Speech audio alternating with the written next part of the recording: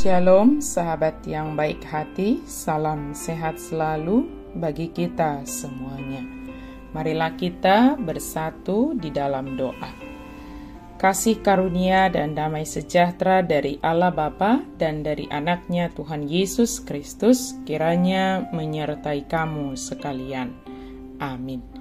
Firman Tuhan bagi kita pada hari ini tertulis dalam Roma 8 ayat 31.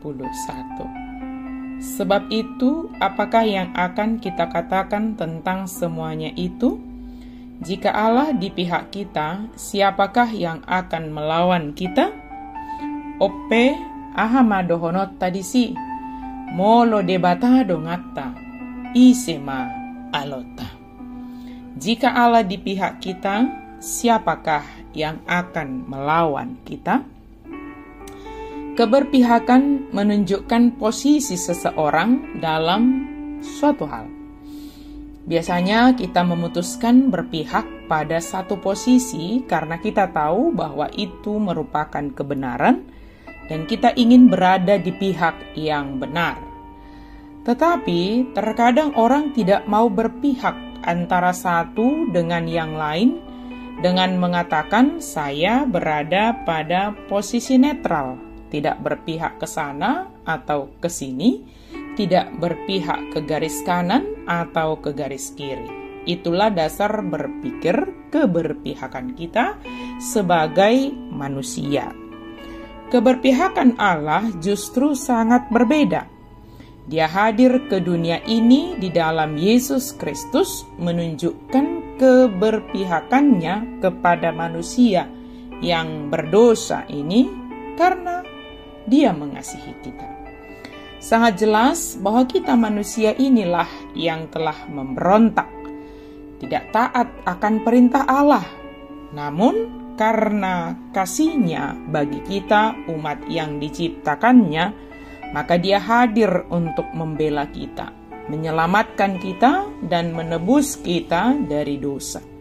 Keberpihakan Allah bukan karena kebenaran kita, tetapi karena kasih-Nya bagi kita umat yang berdosa ini.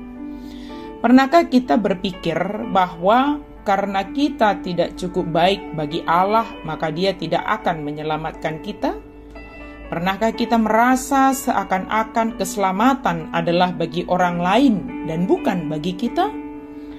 Jika demikian pemikiran kita, marilah baca secara lengkap Kitab Roma pasal 8 ayat 31 sampai 34. Jika Allah memberikan anaknya bagi kita, Dia tidak akan menahan karunia keselamatan itu.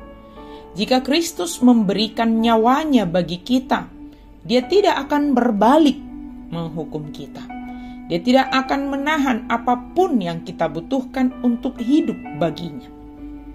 Surat Roma bukanlah sekedar surat penjelasan teologis tentang anugerah penebusan dari Allah. Surat Roma ini juga merupakan sebuah surat berisi penghiburan dan keyakinan yang dialamatkan juga kepada kita saat ini.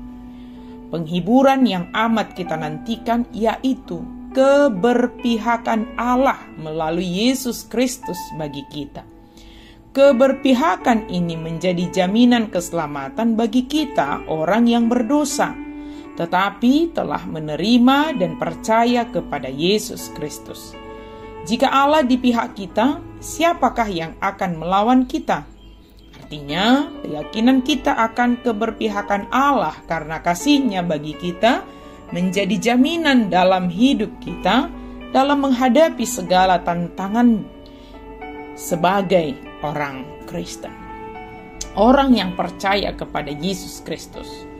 Dialah yang memperlengkapi dan memberikan segala yang kita butuhkan sebagai pengikut Kristus, yang pasti akan menghadapi berbagai tantangan, bahkan penderitaan sebagai orang percaya.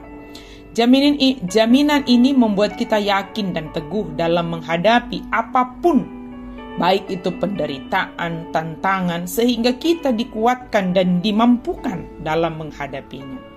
Sahabat yang diberkati Tuhan, Mari teguhkan hati dan percaya bahwa Yesus selalu berada di pihak kita.